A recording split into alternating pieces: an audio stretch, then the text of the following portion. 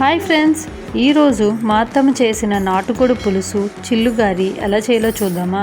అంతకన్నా ముందు మా ఛానల్ని సబ్స్క్రైబ్ చేసుకోండి. చూసారా ఎంత జ్యూసీగా ఉందో, టేస్ట్ కూడా అంతే డెలిషియస్గా ఉంది. ఇంకెందుకు లేటు, తయారు చేసేద్దామా. అత్తమ్మ రెడీయా? రెడీ.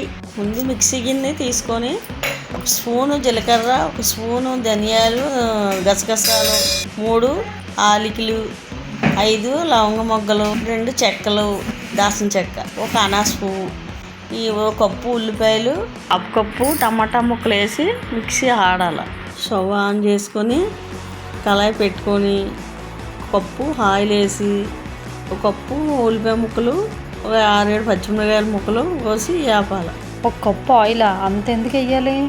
ఇప్పుడు మనం వండేది కేజీ చికెన్, నాటుకోడి చికెన్, దానికి మరి ఆయిల్ కారం ఎక్కువ పడుతుంది. 1 కేజీ నాటుకోడి మాంసం బాగా కడిగిన మాంసం వేసుకోవాలి. కళాయిలో నీళ్ళు ఇంకిపోయేదాకా మూత పెట్టాలి, మగ్గుతుంది. ఇప్పుడు 2 స్పూన్లు అల్లం వెల్లుల్లి పేస్ట్ వేసి కొంచెం కలపాలి. మనం ముందుగా తయారు చేసుకున్న పేస్ట్, మసాలా పేస్ట్ ఉంది కదా, అది వేసి మళ్ళీ మగ్గనివ్వాలి.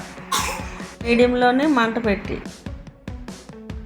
బాగా కలిపి సరిపడిన సాల్ట్ వేసుకోవాలి. 2 స్పూన్లు కారం వేసి బాగా కలుపుకోవాలి. ముక్కలకి ఈ కారం మసాలా పట్టేలాగా బాగా కలుపుకొని గ్లాస్ నీళ్ళు వేసి కొంచెం మూత పెట్టి మీడియంలో ఉంచాలి. మగ్గేదాకాను ఒక గ్లాస్ నీళ్ళు వేసి, నిమ్మ సైజ్ అంతా చింతపండు కొంచెం ముందుగా నానబెట్టి ఉంచుకోవాలి.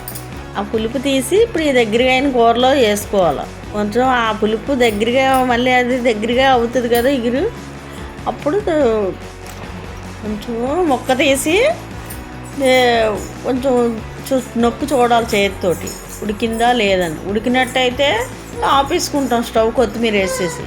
ఉడకలేనట్టయితే కొంచెం వాటర్ వేసి మళ్ళీ కొంచెం ఉడకనివ్వాలి. ముద్ర కోళ్ళాడదైతే ఉడకదు. అంతే, నాటుకోడి పులుసు రెడీ. ఇప్పుడు చిల్లిగారి ఎలా తయారు చేయాలో చెప్తాను.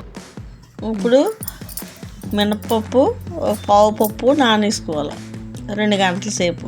నానిపప్పు గ్రైండర్ కడిగేసుకొని గ్రైండర్లోని కచ్చాపిచ్చాగా ఆడుకోవాలి. ఎక్కువ మెత్తగా ఉన్న గారెలు బాగోవు. నేను వీడియోలో చూపించినట్టు మెత్తగా ఆడుకోవాలి కచ్చాపిచ్చాగాను. ఈ పప్పులోని వాటర్ వేయకుండా నిలిగి దాంట్లోనే 1 స్పూన్ ఉప్పు వేసుకోవాలి, మనం సరిపడంత ఉంచుకొని పెనం పెట్టుకొని డీప్ ఫ్రై సరిపడినంత ఆయిల్ వేసుకోవాలి. ఆయిల్ వేడెక్కాక ముద్ద తీసుకొని కవర్ మీద నేను ఎలాగా వేస్తున్నానో రౌండ్ షేప్గానో అలాగా కన్నం పెట్టుకొని వేసుకోండి. ఒకటోటిని వేసుకున్నాయి. కొంచెం కలర్ మారాక తిరిగేసుకొని గోల్డెన్ రంగు వచ్చాక తీసుకోవాలి. ఇలా వీడియోలో ఉన్నట్టు చేసుకోండి. అంతే, నాటుకోడి పులుసు చిల్లిగారి రెడీ అయిపోయింది.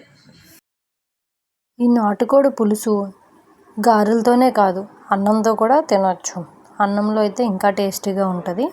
ఒకసారి ట్రై చేసి చూడండి. మీకు కానీ ఈ వీడియో నచ్చినట్లయితే లైక్ చేసి సబ్స్క్రైబ్ చేసుకోండి. Thank you for watching.